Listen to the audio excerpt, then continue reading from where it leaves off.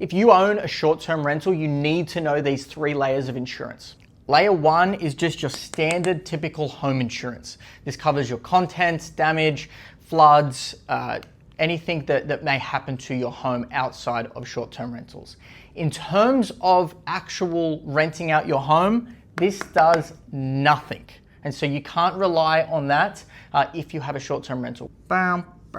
The second layer is the in-house insurance of the platforms. The problem is none of these actually cover you, even though they advertise that they have host insurance. They will advertise it, but if anything ever happens, I promise you, you are better off trying to rebuild the pyramids of Egypt by hand than actually getting any insurance coverage from these platforms. Airbnb does have insurance that does work. It is called AirCover.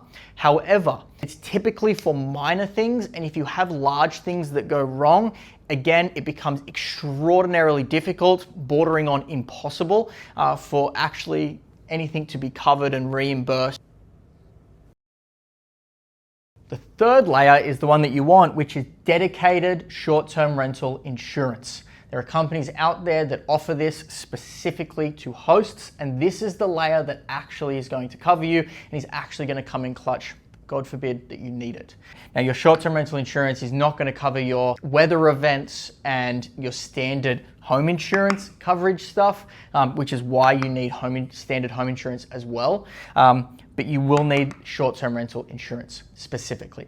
What I would do is I would go to your current insurance provider and see if they have any plans that include short-term rental coverage, as that will likely be the cheapest option to cover both. But if it doesn't, you will need to get both because you cannot rely on these platforms. Yes, you do make a lot more money in short-term rentals than you do long-terms, and it can be an unbelievable tax play, but you also need to be prepared for, again, God forbid something bad happens, and I hope that it never does, but it's always a possibility. If you have a short-term rental or you want to learn more about short-term rentals, follow me for more. I drop daily knowledge, structure, and game plans of how I run 77 rental properties between Australia and the United States. So I look forward to speaking to you soon. Be great, go make some money.